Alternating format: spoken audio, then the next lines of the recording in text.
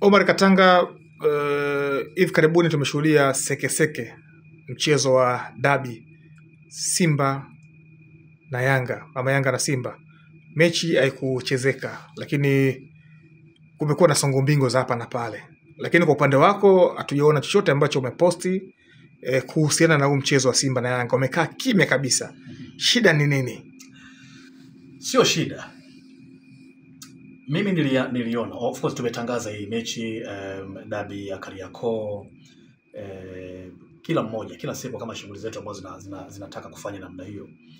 Lakini sijaposti wala kuandika chochote kwenye mitandao yangu ya kijamii kwa sababu ya kusubiri kuona mamlaka itasema nini. Unajua masuala ya kikanuni yanakuwa na mambo fulani hivi ambayo wakati mwingine unaweza ukajikuta wewe una posti kitu, halafu mtu akaleta kitu kingine cha kikanuni kikakupreempt, kikakuacha hoi.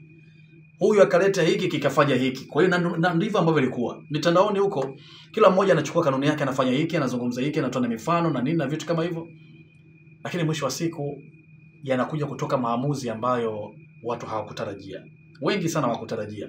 Na ninaamini kabisa watu ambao wameposti katika mitandao yao hawakutegemea hii uamuzi ambao umetolewa mwishoni kabisa hapa. Pengine matukio kama haya ambayo yamekuwa yakitokea yanatufumbua kujua kanuni mbalimbali katika mchezo huu wa soka. Mimi lazima niseme ukweli kabisa kwamba kwanza napenda kuona matukio kama haya yanatokea. Yaani haya matukio ya mikingamo ya kanuni na nini huwa napenda sana. Simba na timu nyingine, Yanga na timu nyingine, Simba na Yanga, klabu, na mara nyingi huwezi kuona kwenye vilabu hivi madaraja ya kati ambayo vinafanana. Yaani mfano uione Coastal Union na Prison, matatizo yakijitokeza wala hakuna kelele, wala hakuna kitu chochote ambacho kinazungumzwa, watu hawezi kuwa busy kuanza kuzungumzia kanuni. Lakini inapotokea Yanga na Simba, Simba na Yanga, jambo la kikanuni, unaona makelele yamekuwa mengi. Kwa hiyo napenda kuona matukio kama haya yanatokea kwa wingi kwa sababu yanasaidia watu kujua kanuni. Leo hii nikuulize wewe, nani asiyejua kanuni ya 17 inasema nini? Kipengele cha 45. Kila mmoja, hata mtoto mdogo ukimuuliza kanuni ya 17 kipengele cha 45 taratibu za mchezo ni nini, anakwambia kwa sababu anaifahamu. Watu wako busy kufuatilia kanuni. Kwa hiyo haya matukio yakijitokeza, watu wanajifunza kanuni, wanafuatilia kanuni.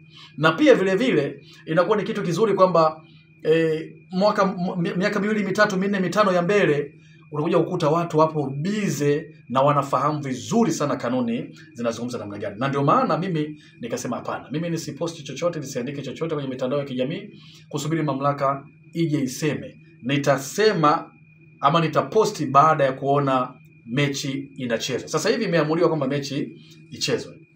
Na unatamani mechi ichezwe kipindi kipi? Wakati wa katikati, wakati ligi inaendelea, ama mwishoni kabisa mechi pigwe na iende kuamua bingwa?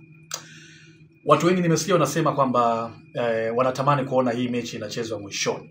Yaani ligi inapokwisha kunakuwa na timu zote ile mechi ya mwisho za kufunga msimu. Timu zote zinashuka dimbani.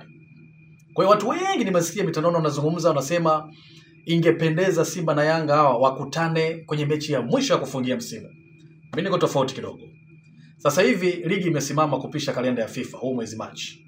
Imesimama kupisha kalenda ya FIFA, na kwa namna yoyote ile ligi itarajia tena. Binafsi yangu ningependa kuona hapa pa moto. Tukirudi tu, yani ligi ikiresume tena, mechi ya dabi ichezwe. Ichezwe, kila mmoja avune alichokipanda.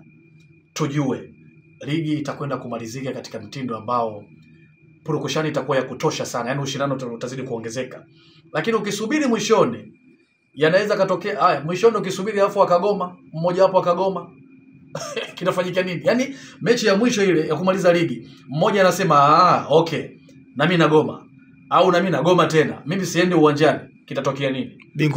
Bingwa hapatikani. Sasa cha msingi ichezwe hapa pa moto. Yaani tukiresume tu ligi ichezwe, kila mmoja ajue amevuna kitu gani. Na ndio kitu ambacho mimi binafsi natamani kuona kinatokea. Kwa sababu leo hii Yanga ukiwasikia wanasema kama wachezi, Simba wanasema tuko tayari, mimi sitaki kuingilia. Ndio hayo mambo ya kikanuni ambayo mimi nakataa kuyaingilia. Sitaki kutia neno hapo. Mimi tu taarifa ambayo inakwenda nayo ya mwisho ni ya bodi, kwa maana ya kamati ya saa 72 kwamba mechi itarudiwa. Kwa hiyo niulize ichezwe lini, napenda kuona inachezwa hapa Pamoto. Ichezwe, imalizike na mambo mengine yaendelee. Asante. Yeah.